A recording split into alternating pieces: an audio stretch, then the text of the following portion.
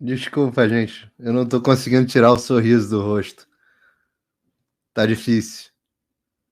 E aí? Tudo bem com vocês? Boa sexta-feira. Ótima sexta-feira, né? Eu acho que depois das notícias que nós tivemos hoje, ótima sexta-feira. Bom, se você estava numa caverna, não viu o assunto que simplesmente tomou a internet, aquilo que eu dizia que ia acontecer, eu queria que tivesse acontecido na semana passada, eu queria que tivesse acontecido na semana retrasada, mas nem tudo acontece no tempo que a gente quer, né? Eu brinco, eu não sou congressista ainda dos Estados Unidos, ainda. Não sou congressista aqui. Então não consigo fazer as coisas acontecerem no tempo que eu quero. Mas especificamente o Chris Smith teve umas questões pessoais, e isso atrasou muito o processo. Outra coisa que também para mim tem sido um aprendizado, né? Eu já fui assessor parlamentar no Brasil, mas aqui nos Estados Unidos eu estou aprendendo ainda o funcionamento da dinâmica interna do Congresso, né? Não adianta a gente ter formação em Harvard de governo americano, mas no dia a dia, na hora que a gente está trabalhando ali no operacional, né? Entendendo como é que as coisas funcionam, a gente vê que é uma engrenagem pesada, é uma máquina que se movimenta com dificuldade. Então, às vezes a gente sugeriam uma mudança de linguajar na carta, aí, puta, volta, tem que mandar aprovar pela chefe de gabinete, a chefe de gabinete submete ao Chris, que vai, aprova, e aí volta. Mas eu acho que o resultado final foi absolutamente incrível. Hoje na live eu vou tentar explicar para vocês exatamente o que está acontecendo. Talvez eu comece aqui repercutindo as notícias da imprensa, depois eu explico, leio aqui a carta, a gente passa por ela item por item, e a partir daí eu vou traçar um pouquinho para vocês quais são os próximos passos, o que vai acontecer depois. Porque isso não foi uma simples carta, né? Nós efetivamente temos o Congresso dos Estados Unidos ameaçando o Brasil de acordo com a prática dos Estados Unidos de apoio às democracias. É uma prática histórica que permanece, inclusive, dentro da administração Biden. Bom, deixa eu começar aqui, talvez trazendo para vocês a carta, mais especificamente, ou talvez as notícias, assim que eu descobri como é que eu faço isso aqui, porque hoje eu estou sozinho fazendo tudo. Não é aqui, é aqui. Vamos lá. Bom, essa é a notícia propriamente dita, tá aqui no meu site, no Paulo Figueiredo Show. Se vocês não quiserem ler a porcaria da imprensa, eu mesmo escrevi essa matéria aqui, que é melhor. Bomba atômica, Congresso dos Estados Unidos intima Alexandre de Moraes a explicar violações de direitos humanos em 10 dias. O Congresso dos Estados Unidos deu um prazo de 10 dias úteis para o ministro do Supremo Tribunal Federal, Alexandre de Moraes, responder a questionamentos sobre supostas violações de direitos humanos no Brasil. E aqui o supostas é cabido, porque eles estão fazendo uma avaliação, né? A intimação foi feita por meio de uma carta enviada pelo congressista Christopher H. Smith, presidente da Subcomissão de Saúde Global, Direitos Humanos Globais e Organizações Internacionais. Na carta, Smith solicita esclarecimentos sobre uma série de questões, incluindo censura prévia, restrições de jornalistas, blá. Eu vou ler a carta na íntegra para vocês, a carta que está colocada aqui absolutamente na íntegra, para a gente comentar. Mas antes, eu não quero deixar de perder um segundo. Isso aqui é para mais tarde. Eu não quero deixar de perder um segundo falando sobre a repercussão que nós tivemos na mídia, porque não teve como esconder. Vocês podem reparar que eu fui informado que a carta tinha sido enviada pela manhã, eu estava ao vivo no Show da Manhã no Fio Diário, eu recebi, a notícia, a carta foi enviada, só que eu esperei. Eu falei assim, não, eu não vou falar muito a respeito, vocês podem até ter estranhado um certo silêncio no meu Twitter, no meu X, mas eu quis dar a oportunidade dos jornalistas da mídia tradicional darem um furo. E eu sabia que vinha uma porcaria deles, mas eu também sabia que ia acabar chegando a eles. Eu sabia que isso ia ser acabado e acabar vazando para a imprensa. E nós tivemos o Lauro Jardim, que escreve congressista, a gente já vai chegar nisso, tá? Congressista americano aliado de bolsonaristas questiona Moraes sobre supostos abusos. aqui a notícia. A notícia do Lauro não tá nem ruim, tá? A notícia, até para o padrão Lauro Jardim, ela tá até ok. Esse título é que é um título bizarro, né? O Chris Smith é um aliado dos bolsonaristas. Depois você teve a notícia, por incrível que pareça, a notícia da Mônica Bergamo. Olha, quem diria, hein? Mônica Bergamo dando esse tipo de notícia. O mundo dá muitas voltas, né? Mônica Bergamo foi uma das primeiras aí que deu o furo. Deputado republicano dos Estados Unidos envia carta a Moraes questionando perseguição a opositores. E é uma espécie de contenção de danos, porque reduz um pouco o que é isso, é muito mais do que isso, mas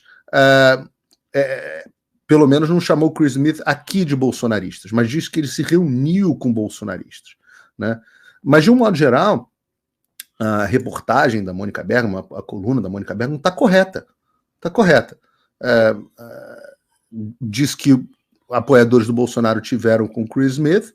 Ela não cita no meu nome, o que eu acho sacanagem, porque eu sei que moro no coração dela, mas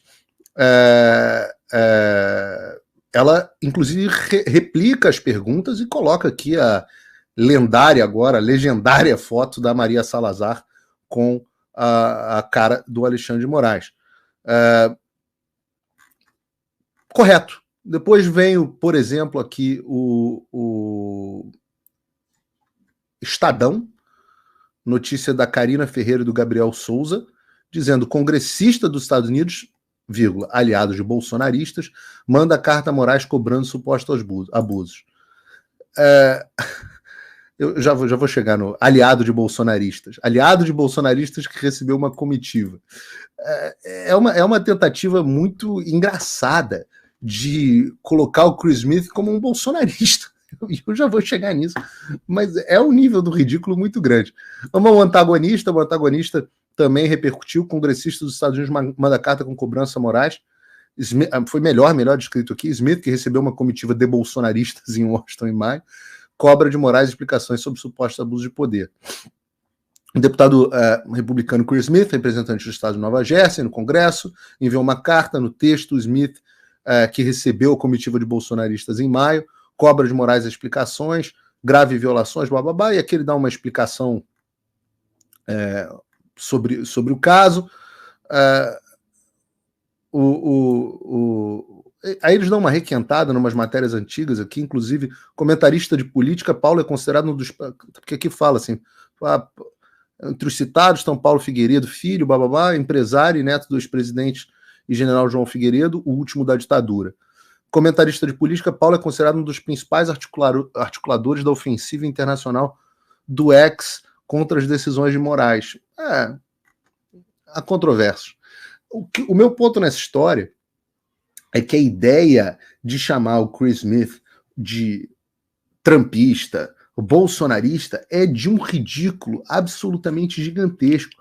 O Chris Smith é simplesmente o deputado mais antigo do Congresso dos Estados Unidos. Ele é esse aliado de bolsonaristas. Esse cara entrou no governo Reagan. Ele passou pelo Reagan, ele passou pelo George H.W. Bush, passou pelo Bill Clinton, passou pelo George W. Bush, passou pelo Barack Obama, passou pelo Trump e está passando pelo Biden.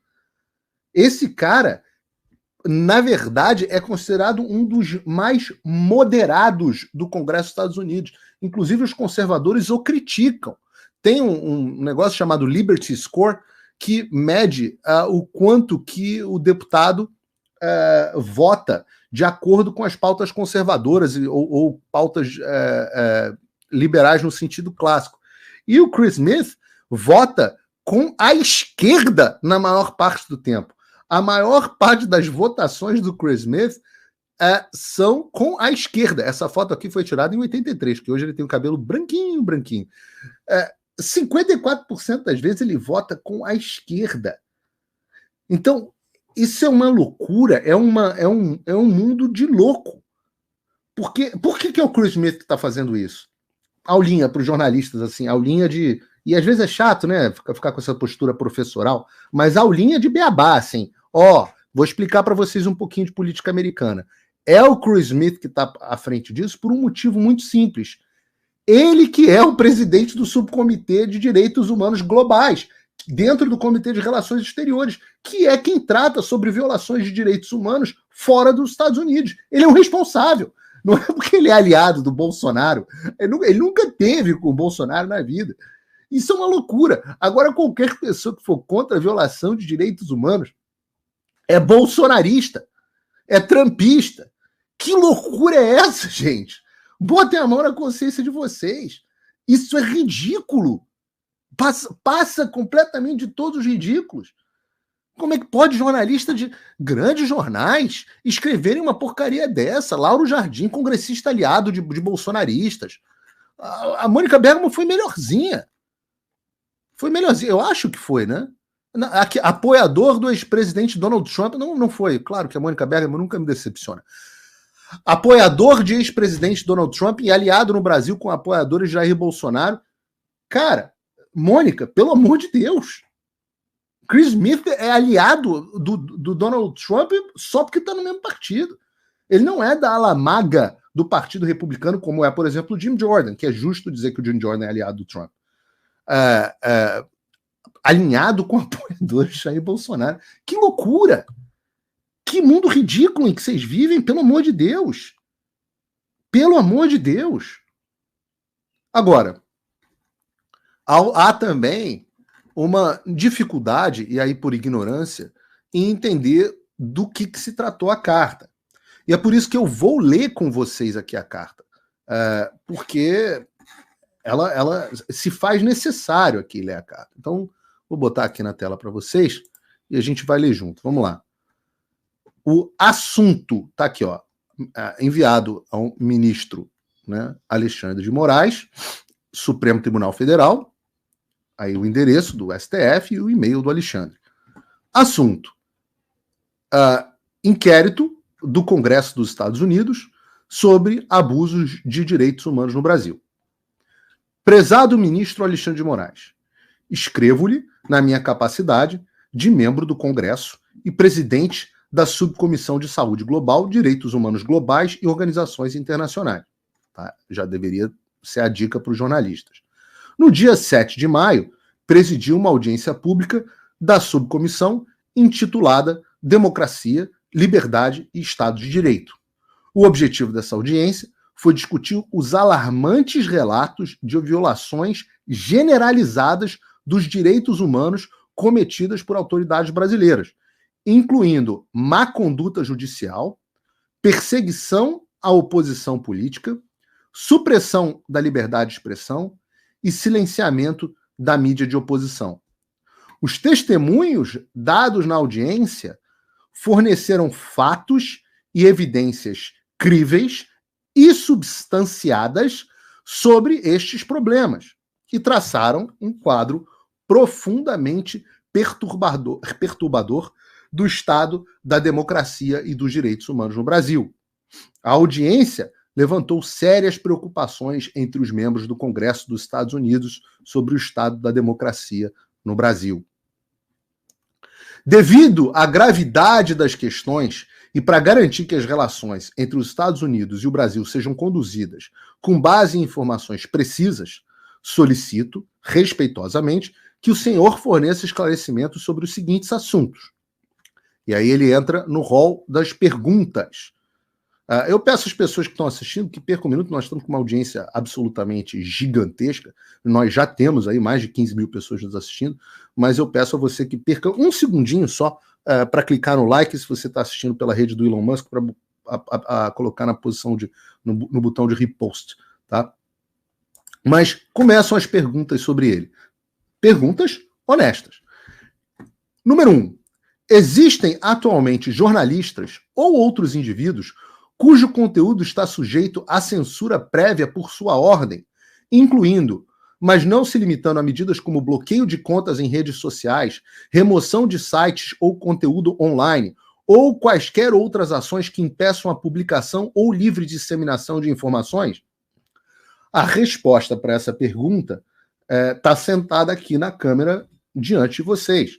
Há exatos 1 ano e meio, não exatos, mas aproximados 1 ano e meio, em que eu tenho minhas redes sociais bloqueadas. Muitos de vocês estão assistindo essa live por VPN, muitos de vocês estão assistindo por contas novas que eu faço, que acabam sendo bloqueadas, mas não há dúvidas a esse respeito, né? Número 2. O senhor tem conhecimento da emissão de quaisquer ordens que tenham resultado no fechamento ou suspensão de operações de veículos de comunicação no Brasil? Terça livre. Da mesma forma, o senhor tem conhecimento de quaisquer ações tomadas por uma entidade governamental que tenham dificultado os jornalistas de exercer suas funções profissionais, como o congelamento dos seus ativos financeiros ou imposição de restrições às suas liberdades civis, incluindo ordens de prisão, como ele fez com Alan dos Santos, ou cancelamento de seus passaportes, como ele fez comigo, ou com o Rodrigo Constantino, ou com o Guilherme Fiuza, né? Então, a resposta a essa pergunta vai ser difícil, caso o Alexandre tope ser tigrão também com o Congresso dos Estados Unidos, né? Vamos lá. Item 3. Algum membro do Parlamento brasileiro foi processado, investigado ou sujeito a medidas cautelares, como congelamento de bem ou restrições de viagem, no caso Zambelli, por exemplo, o senador Marcos Duval, que está até hoje com restrições, devido a opiniões expressas ou ações tomadas no curso do exercício das suas funções parlamentares. E óbvio que o exemplo mais simbólico desse caso é o caso do Daniel Silveira, né? Item número 4. Em suas investigações e processos contra indivíduos, o senhor observou o devido processo legal, incluindo fazer as devidas notificações e citações em casos de indivíduos residentes nos Estados Unidos, como o caso do Rodrigo Constantino, ou meu, ou da Ludmilla, que nunca recebemos nenhum tipo de notificação. Então o processo ocorre contra nós sem o direito à defesa. Nós sequer somos notificados sobre o que está acontecendo nas investigações. São tomadas decisões, medidas cautelares com duração infinita, em indivíduos residentes dos Estados Unidos. Vamos para o próximo item. E não adianta, as pessoas estão perguntando, se o Xandão ignorar, calma, segura as calcinhas aí. A live, no final da live a gente vai falar sobre isso. Por enquanto, vamos acompanhar aqui o processo da carta. 5. O senhor tem conhecimento de alguma instância de repressão transnacional? E aqui é importante que vocês guardem esse linguajar. O que é repressão transnacional? Guardem esse nome, repressão transnacional, tá aqui. Incluindo o uso de agências dos Estados Unidos ou organizações internacionais operando nos Estados Unidos, como a Interpol, para assediar indivíduos atualmente em território dos Estados Unidos e sob a jurisdição dos Estados Unidos. Vejam, por exemplo, o caso do Alan dos Santos, cujo nome foi jogado na lista da Interpol, né? Ou o meu caso, onde o governo brasileiro pediu para o FBI tentar me intimidar. E aqui ele faz referência a isso. Em 21 de maio, o Comitê Judiciário da Câmara, e a gente falou muito sobre isso, enviou uma carta ao diretor do FBI afirmando que o Comitê Judiciário havia encontrado evidências de que, agindo em nome do governo brasileiro, o FBI havia contatado 2 residentes nos Estados Unidos, um dos quais era jornalista alvo de ordens de censura emitido por tribunais brasileiros. Olha o meu caso aqui. Quando eu falo que o Alexandre errou na mão ao tentar me intimidar, errou na mão ao tentar me calar, que não valeu a pena, é por causa desse tipo de coisa. Por favor, compartilhe qualquer informação que o senhor tenha sobre este e outros casos. Item número 6. Isso é muito crítico. O senhor solicitou dados ou emitiu ordens contra empresa ou indivíduos que não estão sob a sua jurisdição geográfica, incluindo indivíduos ou empresas sob a jurisdição dos Estados Unidos da América? E essa é uma questão muito óbvia. Se eu estou falando e transmitindo uma live dentro dos Estados Unidos, eu não piso no Brasil há um tempão. Toda a minha atividade de cobertura das eleições brasileiras foi feita dentro dos Estados Unidos. E, portanto, a jurisdição sob a qual eu me encontro é a jurisdição dos Estados Unidos da América. A legislação que rege as minhas atividades é dos Estados Unidos da América. Eu não posso começar a ser perseguido, de repente, pelo governo da Zâmbia, porque eu comecei a fazer atividades que o governo da Zâmbia decidiu. Existe a questão da jurisdição geográfica. E isso é importante que as pessoas entendam. Eu e Rodrigo Constantino somos os dois exemplos mais claros disso. Tudo o que nós fizemos foi debaixo da jurisdição dos Estados Unidos da América, como residentes e cidadãos dos Estados Unidos da América. Então, não é factível que o Alexandre de Moraes vire, por exemplo, para o Rumble e para o Locals e peça informações sobre pessoas, sobre as minhas contas no Locals, ou as minhas contas no Rumble, ou o quanto que eu ganho de monetização no YouTube. Ou, pior, como foi feito, pediu acesso das pessoas que compartilharam postagens de pessoas nos Estados Unidos, acesso de pessoas que estavam residentes nos Estados Unidos. Isso não faz absolutamente nenhum sentido. A jurisdição geográfica do Alexandre termina no Xandaquistão. Fora do Xandaquistão, ele não pode mandar. Veja que loucura se um juiz americano pedisse informações sobre alguém que está dentro do Brasil. Isso é uma clara violação, com consequências na segurança nacional. Porque, ora, se você pode utilizar governos estrangeiros para obter dados de empresas dentro dos Estados Unidos ou de indivíduos dentro dos Estados Unidos, essas pessoas podem compartilhar informações que são sigilosas e que estariam sujeitas às proteções de dados dos Estados Unidos. E esse é um aspecto que tinha sido pouco abordado até agora. Item número 7. O senhor exigiu que empresas ou indivíduos dos Estados Unidos cumprissem ordens cuja legalidade é questionável sob a legislação brasileira, incluindo ordens que ameaçam empresas ou indivíduos dos Estados Unidos com ações legais contra os seus funcionários, com multas ou bloqueio, proibição e ou desconexão deles no Brasil. Ora, aqui está evidente, né? Foi aberto um inquérito onde incluíram Alexandre de Moraes. Os funcionários do X foram coagidos, foram vítimas de ameaças da Polícia Federal e do Alexandre. Você tem a ameaça de bloqueios de empresas nos Estados Unidos, como o X, ou no caso do Rumble e do Locals. Ambas que são empresas sediadas na Flórida, foram objeto de não só violação da jurisdição do Alexandre, mas como, nesse caso especificamente, uma coerção que faria que a empresa violasse o FCPA, o Foreign Corrupt Practices Act, que é a lei americana que diz que nenhuma empresa americana pode cometer ilegalidade no exterior. Então, quando um indivíduo coage essas empresas a cometerem ilegalidade, como foi dito pelo Elon Musk, textualmente, o Elon Musk diz: as ordens do Alexandre de Moraes são ilegais. O Alexandre de Moraes quer que nós cumpramos ordens ilegais. Ameaça nos desconectar se nós não cumprirmos legislações ilegais, inclusive fingindo que nós é que estamos tirando as pessoas da plataforma. Isso é uma violação do FCPA. Tem dois aspectos aqui importantes para vocês. Reparem, um fala sobre repressão transnacional. O que é esse negócio de repressão transnacional? Depois vocês procurem, talvez eu jogue aqui para vocês, um negócio chamado Transnational Repression Bill, que está no Congresso dos Estados Unidos. Eu vou botar aqui, ó, para vocês. Deixa eu ver se eu consigo colocar aqui. Aqui, ó.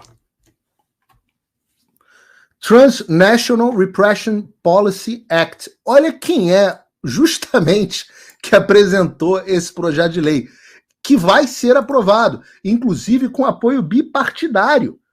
Ele foi apresentado justamente pelo trumpista, bolsonarista, Chris Smith. E o que diz essa lei? Né? Ela fala assim, ela busca reduzir a repressão transnacional, as ações de governos estrangeiros para intimidar, silenciar ou machucar membros da diáspora e comunidades em exílio para prevenir que eles exerçam seus direitos humanos, inclusive a liberdade de expressão. Esse projeto de lei exige que o presidente dos Estados Unidos imponha sanções de propriedade e bloqueio de vistas a certas pessoas, indivíduos e entidades que engajem diretamente em repressão transnacional. Esse projeto de lei, eu estou fazendo aqui a tradução como estou lendo, tá?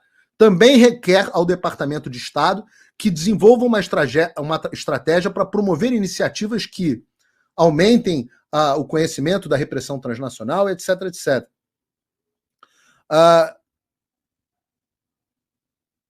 Entendam, essa lei também redireciona a comunidade da inteligência internacional para priorizar a identificação daqueles que estão fazendo, né, perpetrando a repressão transnacional contra comunidades dentro dos Estados Unidos.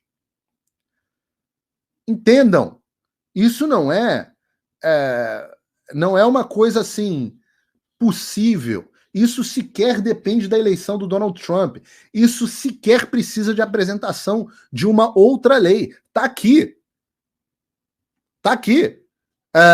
Só para vocês entenderem, essa lei tem 4 co-sponsors, 4 pessoas que estão apoiando. Vocês querem ver o que é mais engraçado? Olhem quantos democratas apoiam. Inclusive o Jim McGovern, que bloqueou a nossa audiência, a primeira audiência que a gente tem na comissão com Tom Lantos. Mas olha aqui, um democrata, outro democrata, outro democrata, outro democrata. Quantos que são? 1, 2, 3, 4, 5, 6, 7 democratas, 8 democratas, 9 democratas. O que mais? 9 democratas. Dos 18. Metade dos apoiadores são democratas. E olha outra pessoa que está aqui, para vocês não tomarem um susto. Olha aqui, ó. Maria Elvira Salazar. Entendam que e democratas importantes como Adam Schiff, tá, que é um verme, não vale nada, mas está aqui também. Há apoio bipartidário. E eu vou dizer para vocês, não é só na Câmara. Também, existe um projeto de lei idêntico no Senado. E eu posso botar aqui para vocês. Olha aqui, aquele foi da Câmara, né? O HR House of Representatives. A Casa dos Representantes. E esse é do Senado. Ou seja, o projeto já está no Senado. Só que vocês querem saber o que é interessante? Que o senador que apoia esse projeto no Senado é democrata. É democrata. E se você for ver os co-apoiadores, tem co-apoiador democrata e tem co-apoiador republicano. Então, aqui a gente está falando de um negócio que tem absolutamente apoio bipartidário. Entendam, se o Alexandre for enquadrado na lei de repressão transnacional, não há necessidade de nenhuma outra lei. Além disso, tem a questão do Foreign Corruption Protection Act. Mas eu não terminei. A gente estava aqui lendo a carta, né? A gente estava aqui lendo a carta. A carta continua. Solicito respeitosamente que o senhor forneça uma resposta dentro de 10 dias úteis. Isso não deixa de ser maravilhoso. Porque o Xandão é o rei do dar prazos, 72 horas, uma semana, 15 dias, para que alguém preste esclarecimentos. Alexandre de Moraes dá 72 horas para que Bolsonaro explique ter andado de jet ski no mar perto da baleia. Aqui é o Alexandre de Moraes que está sendo intimado a explicar em 10 dias. E se não explicar? Vamos chegar aí. Está escrito na carta. Pois estou atualmente trabalhando em legislação relacionada a este assunto com outros membros da Câmara. Está escrito. Então, assim, as pessoas que me fazem uma pergunta, Paulo, e se ele ignorar?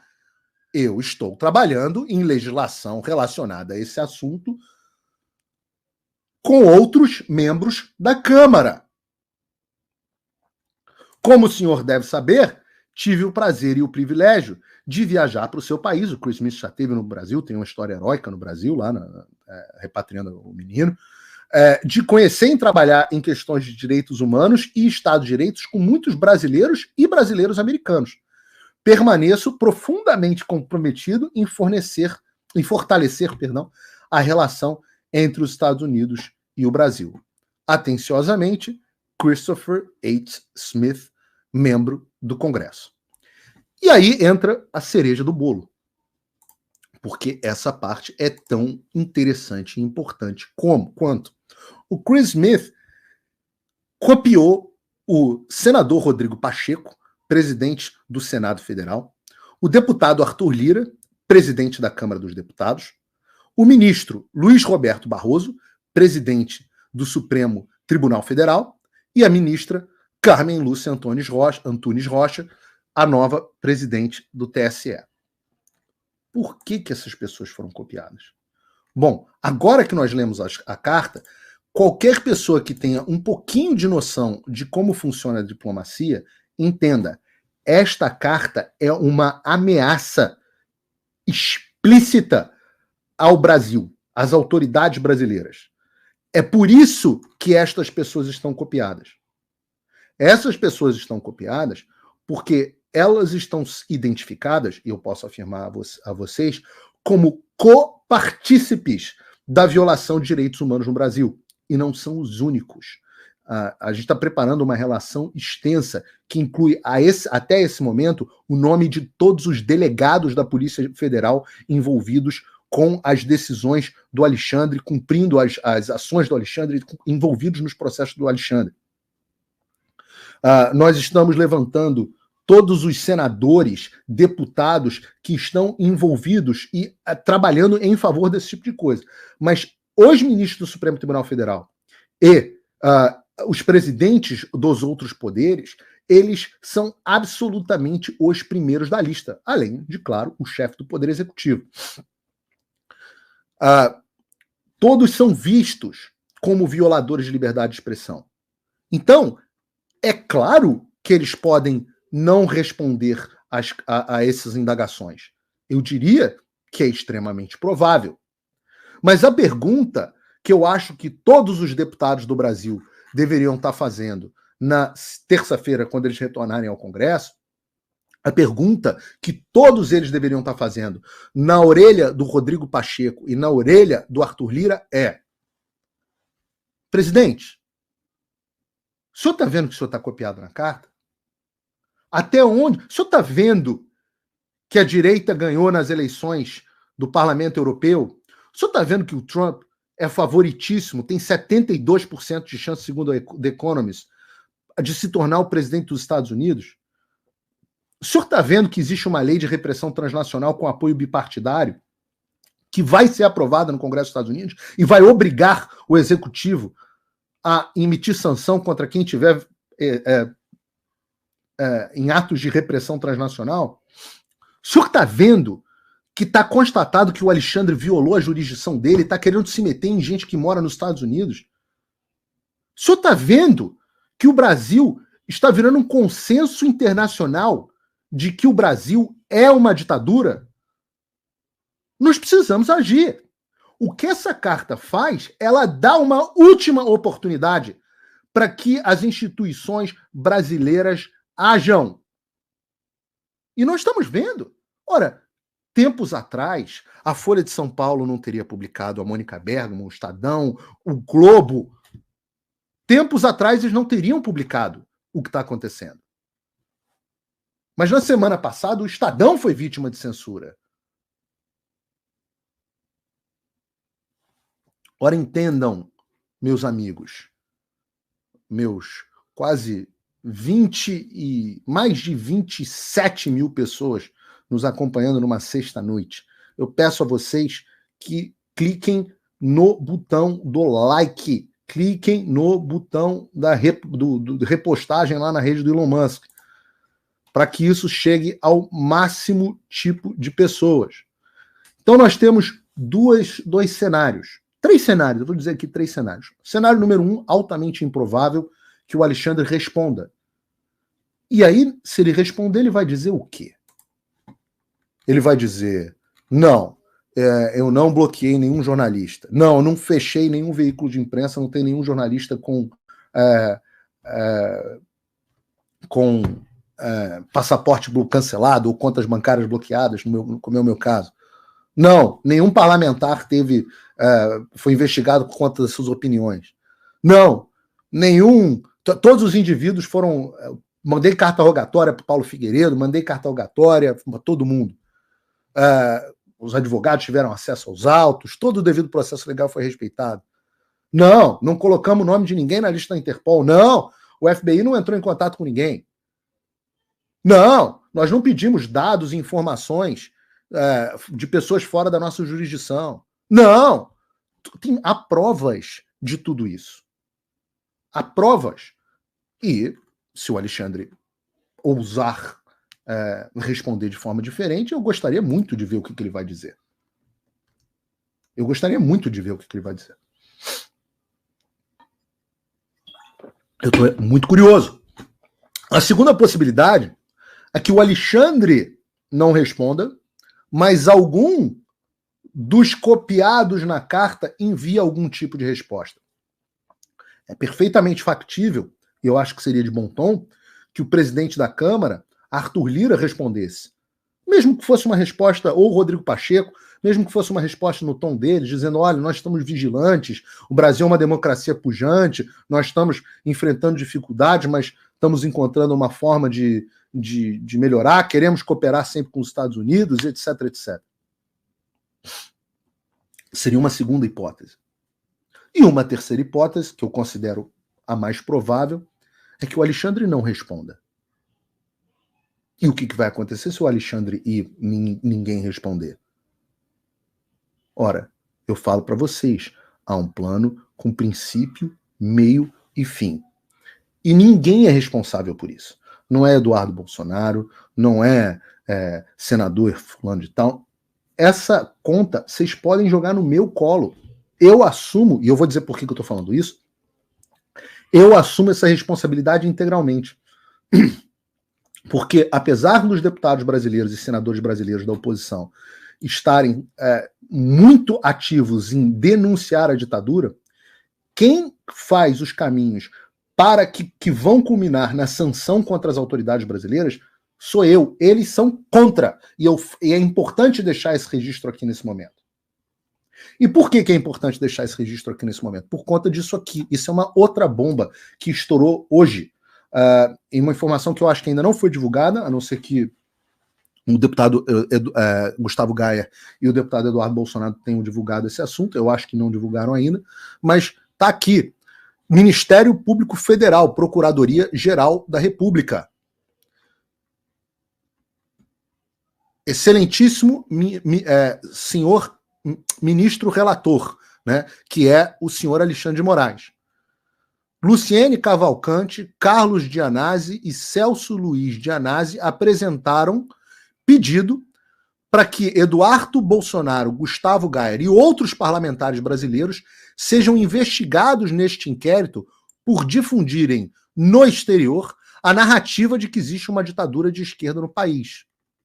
Dito pela Procuradoria. Segundo relatam os requerentes, a Carta Capital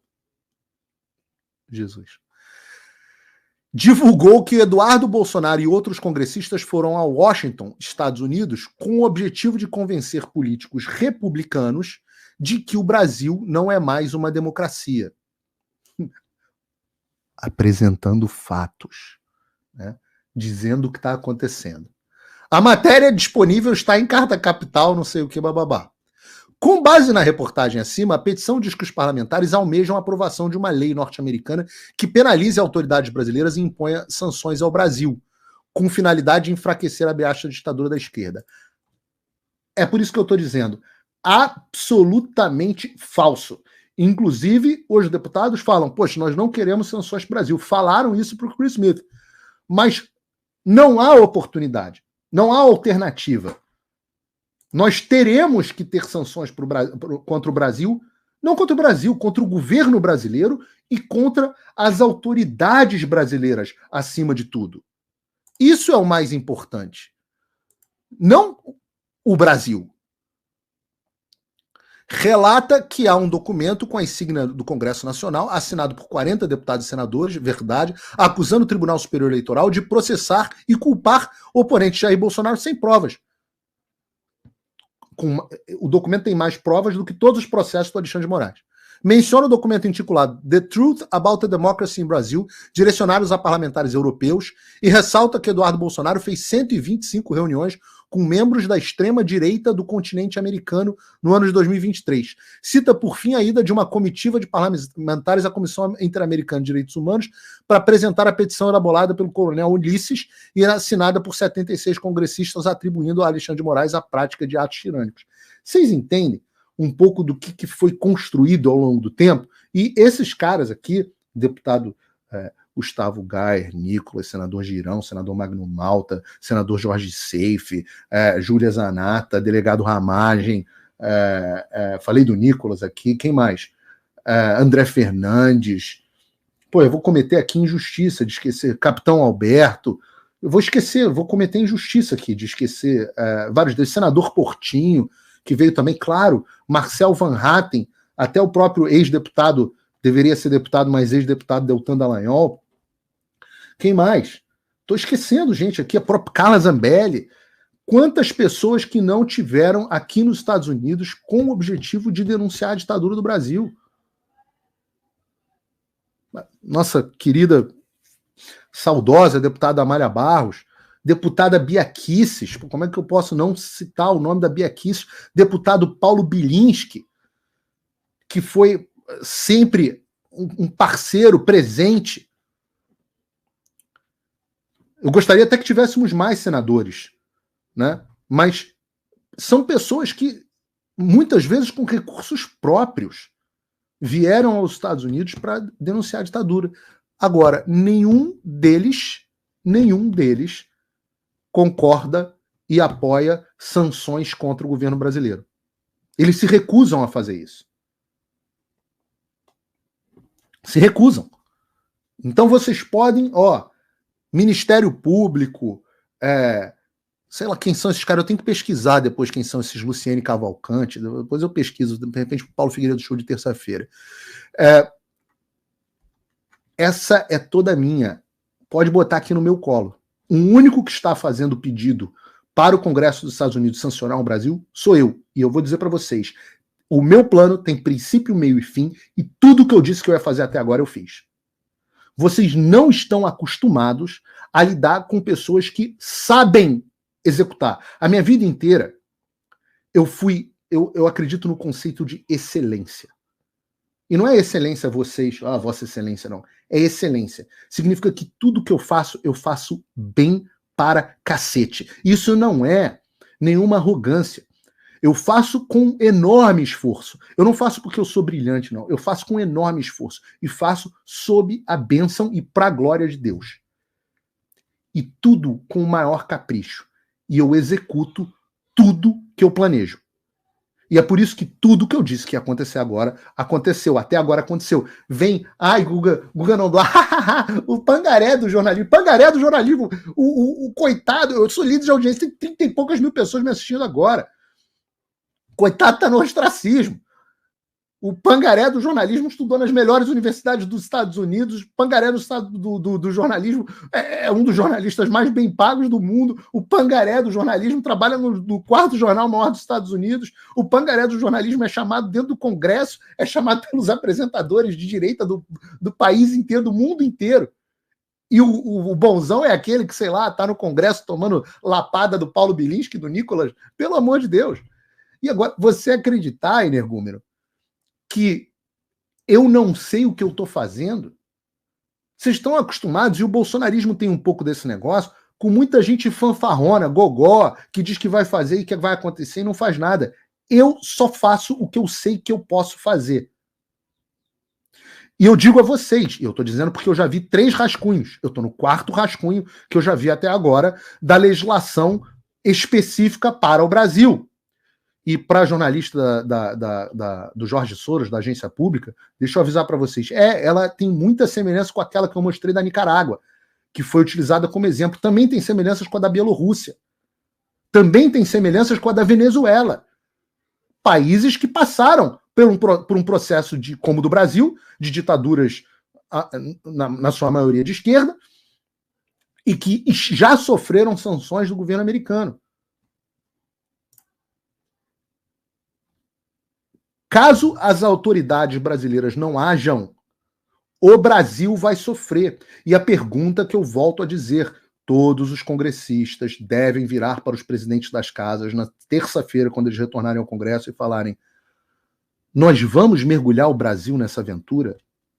Rodrigo Pacheco, o senhor não quer ter visita aos Estados Unidos, não quer mais vir aos Estados Unidos, não? O senhor quer ter seus ativos bloqueados no exterior? O senhor quer ter... o senhor quer ser impossibilitado com seu escritório de advocacia de fazer negócio com empresas americanas? É uma boa pergunta, senhor Arthur Lira. O senhor quer que o senhor e outros deputados da sua casa sofram esse destino? Ministro Barroso, o senhor que está aqui sempre em Key Biscayne, com tantos amigos meus, o senhor que adora vir a Miami, não sei se esse apartamento é do senhor, mas o governo americano sabe. Se for, o senhor quer o seu apartamento bloqueado? Gilmar Mendes, você não tem conta no exterior, não? O senhor quer essa conta bloqueada, seu Gilmar? Os senhores querem enfiar o Brasil debaixo de sanções? General Frajola, deixa eu lhe dar uma notícia. Comandante do Exército Brasileiro, deixa eu lhe dar uma notícia. Tem um dispositivo dentro da lei que cessa todas as cooperações militares entre Brasil e Estados Unidos. Sabe o que isso vai fazer com o nosso exército? Vai fazer o senhor lá de pires na mão pedir ajuda para a China e para a Rússia. Talvez seja esse o seu objetivo. Talvez seja isso. Mas aos outros generais, aos outros 4 estrelas, é isso que vocês querem? Porque é isso que vai acontecer. É isso que vai acontecer. Este é o próximo passo, a apresentação do projeto de lei. Lembrem-se, esse é o projeto de lei específico Brasil Freedom and Democracy Act, específico para o Brasil. Os líderes que praticam repressão transnacional também estão incluídos no Transnational Repression Act, que eu mostrei aqui. Ah, mas não vai ser aprovado. É mesmo, é? Será? E se eu disser para você que o projeto vai ter apoio do Donald Trump? Eu digo para você, eu já sentei com mais de 50 parlamentares dos Estados Unidos que decretaram apoio como co-sponsors desse projeto. Mais de 50. Eu digo para vocês que no dia seguinte desse projeto ser apresentado, ele vai receber, muito provavelmente, eu me atrevo a dizer, o apoio do CPAC, a maior organização conservadora do mundo. E eu acho enorme, que tem enormes chances que o Donald Trump apoie esse projeto. Republicanos devem conquistar a maioria no Senado, possivelmente na casa. A casa é muito difícil de saber, mas nós temos apoios até de democratas na casa, por incrível que pareça. E ainda assim, lembrem-se que o Trump tem a lei Magnitsky debaixo do braço, caso seja eleito presidente.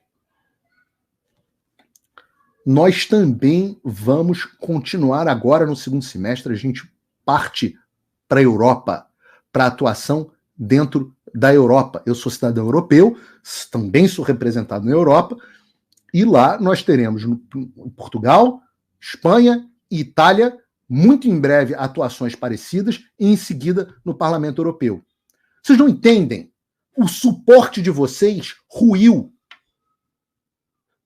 Pode ter, Jorge Soros vai continuar enfiando bilhões, mas o suporte ruiu. É hora de retroceder. E eu não fiz acordo com vocês, não. Não tem acordo, não adianta mandar emissário. Ah, Paulo Figueiredo, se você parar de fazer essas coisas, a gente tira os processos, devolve o seu passaporte, devolve sua conta bancária, enfia aonde você quiser. Eu nasci nu.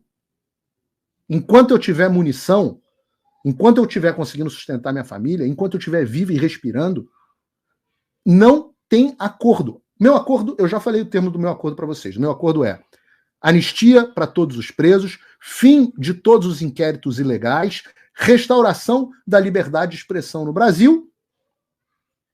E aí eu não... É simples. Perde o objeto o que eu vou fazer. Perde o objeto. E não me interessa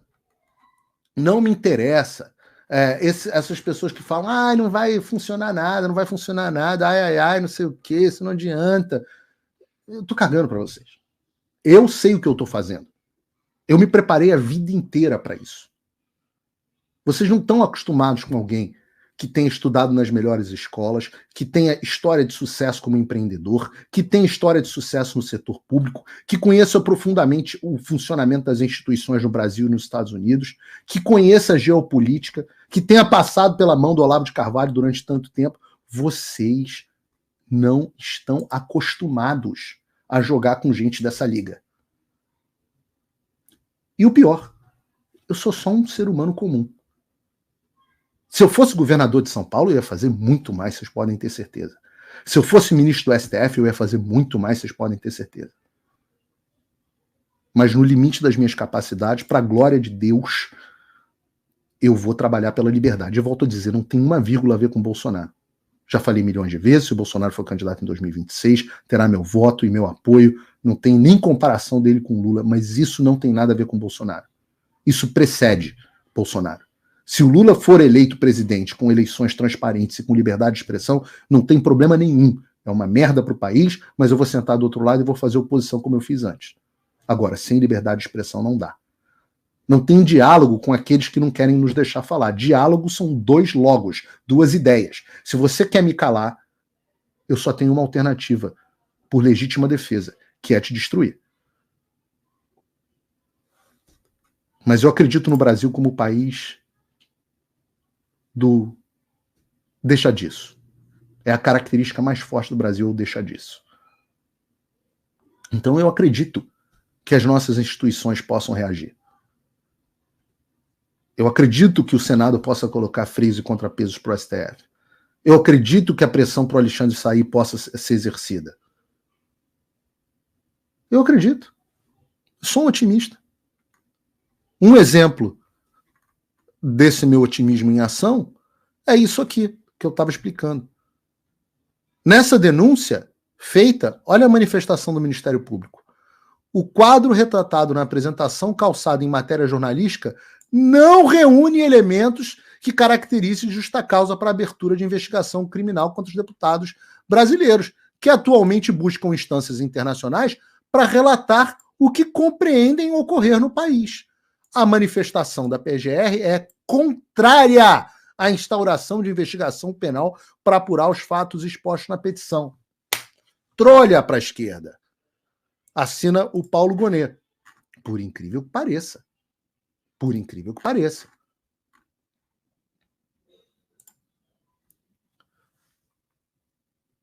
Sabe o que eu quero de tudo isso que eu estou fazendo? Absolutamente nada. Se vocês quiserem saber mesmo o que me deixaria enormemente feliz, era poder fazer só jornalismo. Eu gasto uma fortuna, um tempo, uma energia, um desgaste para minha família gigantesco para poder fazer o que eu estou fazendo. Enorme. Realmente é uma fortuna. Lá vou eu de novo para Washington mês que vem. Lá vou eu para a Europa daqui a provavelmente 2 meses. Lá vou eu ficar longe da minha família. Eu tenho filhas pequenas. Lá vou eu gastar dinheiro. E eu só queria fazer o Paulo Figueiredo Show. Eu gostava, estava feliz na Jovem Pan. Eu gosto de fazer jornalismo. Eu não quero ser político, eu não quero voto, eu não quero ser candidato. Quando as pessoas falam, Paulo, você tem que ser presidente, eu falo assim, nunca me deseje esse mal. Eu sou a pessoa que melhor sabe a maldição que o senhor está me jogando. Porque eu vivi isso dentro da minha casa. Eu só quero cumprir a minha missão de trabalhar pela democracia e pela liberdade no Brasil, como fez meu avô, como fez meu bisavô, como minha família faz há gerações e gerações. E continuem duvidando de mim. Continuem. Continuem. Aqueles que quiserem garantir que eu continue tendo munição, aqueles que acham que isso tem algum valor, que eu estou tendo algum sucesso, aqueles que acham que vale a pena, eu agradeço muito os aplausos, mas não mudam nada também minha vida.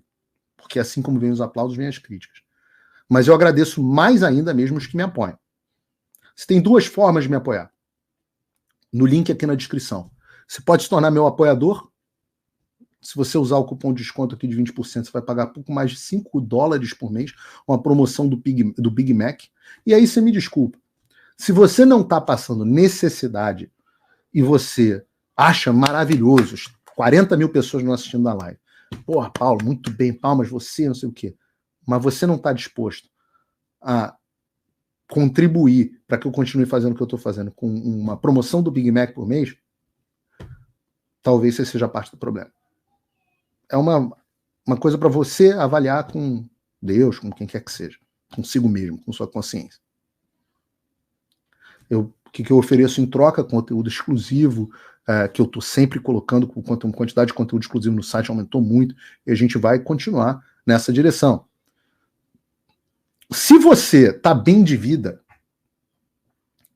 eu falo sempre isso, eu não sou da teologia da prosperidade, mas o meu Deus é um Deus da prosperidade.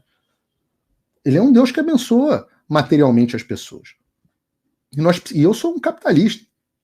Eu acredito nas pessoas que carregam o Brasil nas costas. As pessoas que estão ganhando dinheiro, que estão viajando, que estão comprando carro. E Deus abençoe vocês, continue abençoando. Mas considere a possibilidade de juntar outro tipo de tesouro.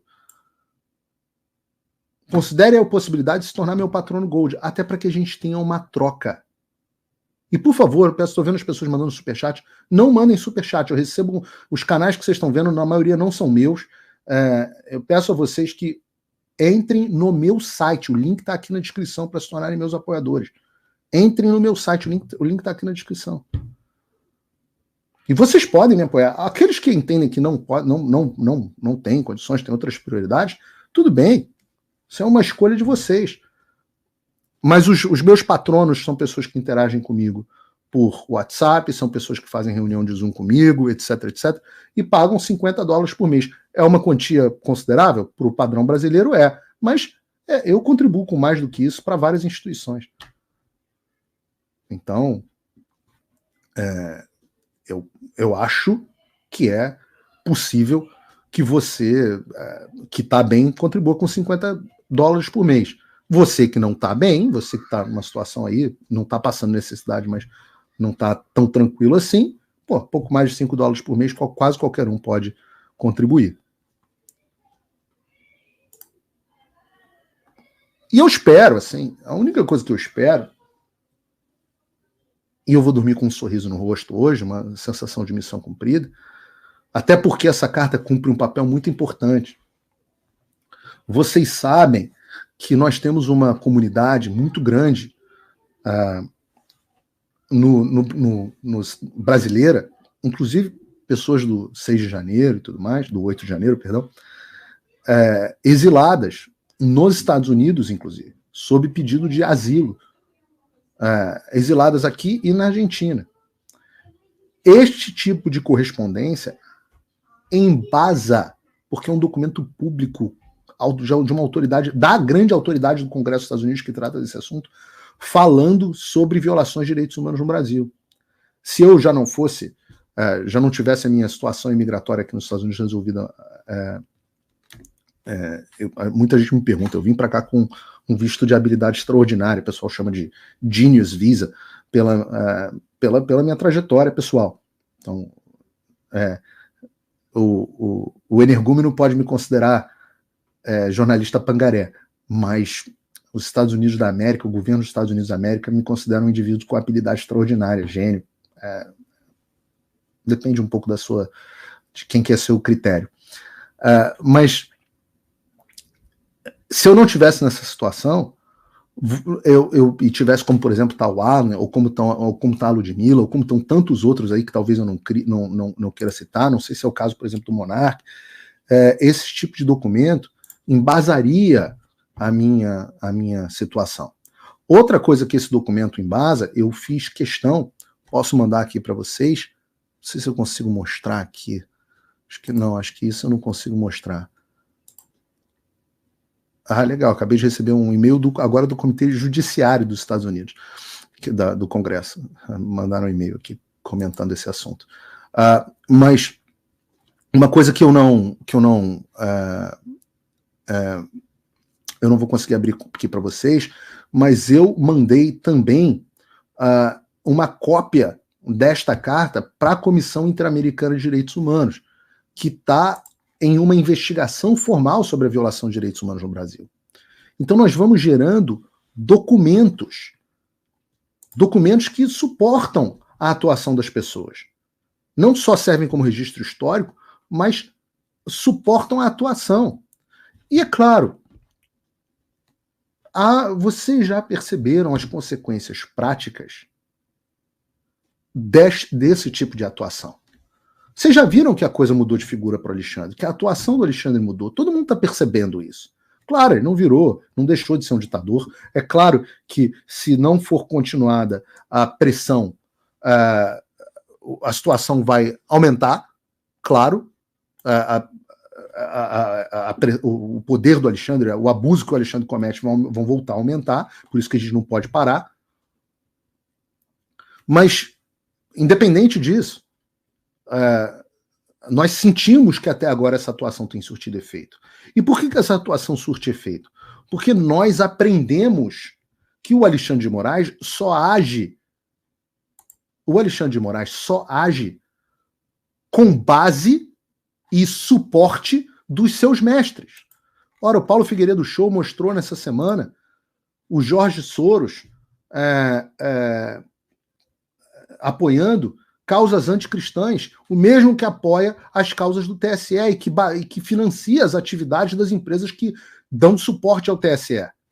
O mesmo Jorge Soros que apoiou a campanha para a Associação Brasileira de Jornalistas dessa Júlia da Piva, dá não sei lá das quantas, sei lá o que ela dá, que está alvo das polêmicas de hoje lá com o Alan dos Santos. O mesmo Jorge Soros que financiou ela.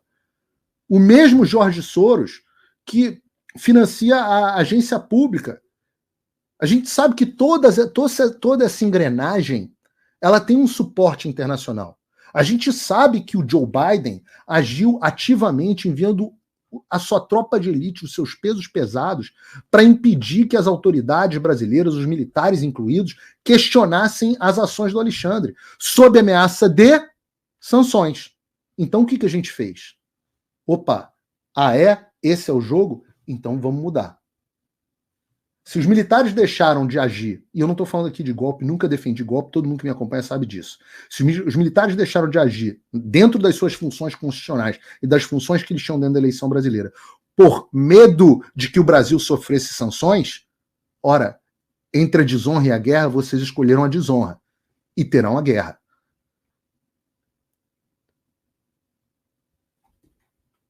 Terão a guerra. Vocês terão sanções. Não teriam se tivessem agido. Não teriam. Mas agora terão. Agora terão. Eu também estou estudando, que é uma coisa cara, realmente muito cara. Eu também estou estudando uma ação judicial dentro de uma corte federal dos Estados Unidos contra o Alexandre de Moraes. Porque eu entendo que, como residente dos Estados Unidos, ele violou os meus direitos daqui ao censurar as minhas redes sociais. É que entrar na corte aqui é brincadeira que começa em $100 mil. Brincadeira que começa em $100 mil. E, porra, como eu tenho sangrado pra caramba, agora eu vou gastar uma grana ainda para fazer meu estúdio, melhorar o meu estúdio, que eu quero melhorar isso ainda, que eu acho que é bacana o que vocês estão vendo, mas eu acho que dá para ser melhor. Dá para ficar no padrão quase lá do Steven Crowder. Então, talvez essa situação demore um pouquinho. Tem uma coisa também, né? Se o Alexandre amanhã Isso é a verdade. Eu tenho que dizer isso para vocês. Se o Alexandre amanhã desbloqueia as minhas redes, devolve meu passaporte e cancela os inquéritos, a minha participação nos inquéritos, eu perco muito o meu lugar de fala. Eu perco muito a minha capacidade de agir. Então não posso mais agir na Europa. E eu tenho um certo medo de que eu acabe beneficiado e eu perca legitimidade para poder brigar pelos outros. Porque eu só passei a ter essa legitimidade em dezembro de 2022. Antes disso eu não tinha. Depois de dezembro de 2022, e muita gente não sabe ainda, desde dezembro de 2022 eu estou com todas as minhas redes sociais bloqueadas, e estamos falando de 5 milhões de pessoas, eu estou com todos os meus bens e ativos financeiros bloqueados, a minha conta no Nubank está bloqueada no Brasil, e é uma bosta porque o dólar está disparando, então meu dinheiro no Brasil está desvalorizando, meus ativos imobiliários, financeiros, todos bloqueados no Brasil, sem limite em todos os bancos, sem limite. Os meus sigilos fiscais, telemáticos, etc., foram todos quebrados, sigilo de cartão de crédito, sigilo bancário, tudo quebrado. E o meu passaporte brasileiro, que é a minha cidadania brasileira no exterior, foi cancelado. O Alexandre achava que isso ia prejudicar meu status imigratório aqui, coitado, sabe nada de direito internacional. Não prejudica, não mudou absolutamente nada, e além de tudo, obviamente, eu não sou cidadão apenas do Brasil. Mas, posto tudo isso, isso persiste até hoje. E foi isso que me permitiu fazer o que eu fiz no Comitê Judiciário para expor as ações do Alexandre. Foi isso que me fez conseguir chegar ao Elon Musk para expor as ações do Alexandre. Foi isso que me fez, é isso que vai me fazer ser recebido na Europa. É isso que me faz ser recebido dentro do Congresso dos Estados Unidos. Então eu tenho um certo medo, um receio do Alexandre amanhã falar assim, não, toma aqui, não, investigamos, chegamos à conclusão que não tem base e toma aqui as suas redes sociais, toma o seu passaporte, toma não sei o quê. Com que cara eu vou falar nesses lugares? Muito enfraquecido, né? Então é um dos motivos também de eu não entrar com essa ação aqui imediatamente, porque pode acontecer de um juiz americano ordenar, e aí você entra na famosa disputa de jurisdição, onde o Twitter recebe uma ordem do governo americano mandando restaurar e o Twitter recebe uma ordem do governo brasileiro mandando tirar. E essa vai ser uma boa estratégia. Tudo no seu momento. É chato brigar comigo. É chato porque eu não respondo à intimidação. Quando eu digo que eu só vou parar com um tiro na nuca, é porque eu sei como vocês trabalham. Eu sei que a única forma de manter uma ditadura é chegar a esse ponto. E eu tô ao contrário dos nossos militares, que ficam o dia inteiro jurando dar a vida pela pátria, eu estou absolutamente exposto a dar a minha pela liberdade. Absolutamente. Como dizia o Viktor Frankl, só é possível viver com um propósito. E eu tenho um propósito muito claro. Se eu for embora, porra, eu estou tranquilo. Eu estou coberto pelo sangue de Cristo. Meu amigo. Vou tá lá na próxima, no seio do Senhor, feliz da vida. Pois bem, acho que tá bom por hoje. Terça-feira tem Paulo Figueiredo Show. Aqueles que não me seguem nas minhas novas redes sociais, sigam, por favor. Veja se está inscrito no canal. Se inscreva no canal do Fio Diário. Aqueles que podem apoiar o meu trabalho, de novo, 2 opções. Link tem na descrição. Você pode ser meu apoiador com um pouco mais de $5 por mês. É uma quantia pequena, mas eu preciso de muita gente. Para você ver, para eu conseguir ter $5.000, que não chega nem perto de cobrir os custos de viver aqui nos Estados Unidos, nem da exercer as minhas atividades, só a minha empresa custa mais que isso aqui, jornalística, mas eu preciso de 1.000 assinantes. Então você imagina quantas pessoas, aqui a gente tem 37 mil e pouquinho na live aqui hoje. Se eu tivesse aí 10%, 3.700 pessoas hoje, seria maravilhoso. Ia sustentar aí várias das minhas atividades. Mas no final é muito pouquinho. Isso é um pouco decepcionante do Brasil, né? No final, a classe empresarial, enquanto a esquerda, o Jorge Soros enfia bilhões nas causas, né? A gente estava vendo 20 milhões enfiados para difamar o cristianismo e os valores cristãos. O empresário brasileiro, às vezes, não quer contribuir com $50. Às vezes não contribui por medo, embora a plataforma seja nos Estados Unidos e ninguém tem acesso a quem é meu apoiador. A plataforma é minha hoje em dia, depois que eles ferraram com o Locals. Eu fiz a minha própria. Né? Às vezes, a pessoa que está lá não quer contribuir com $5, o malandrão, porra, assiste o meu conteúdo, assiste tudo, consome e não quer contribuir.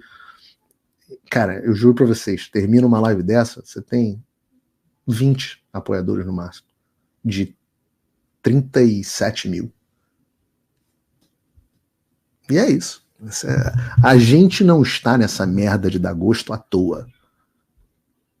Não estamos nessa merda de dar gosto à toa. Tem uma razão. A expectativa de que venha um salvador da pátria.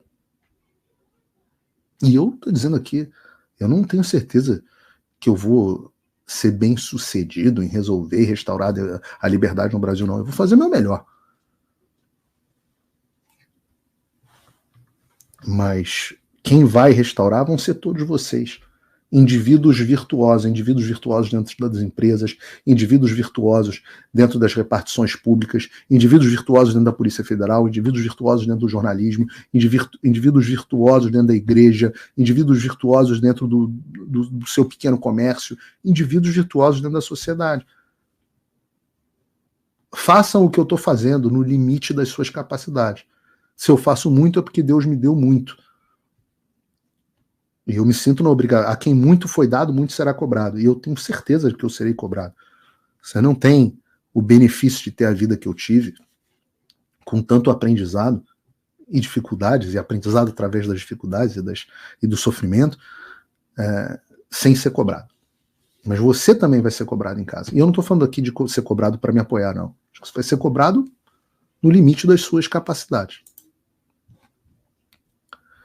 Pois bem, Deus abençoe a América, Deus abençoe o Brasil. Até terça-feira, mais uma vez, link para quem quiser me apoiar na descrição.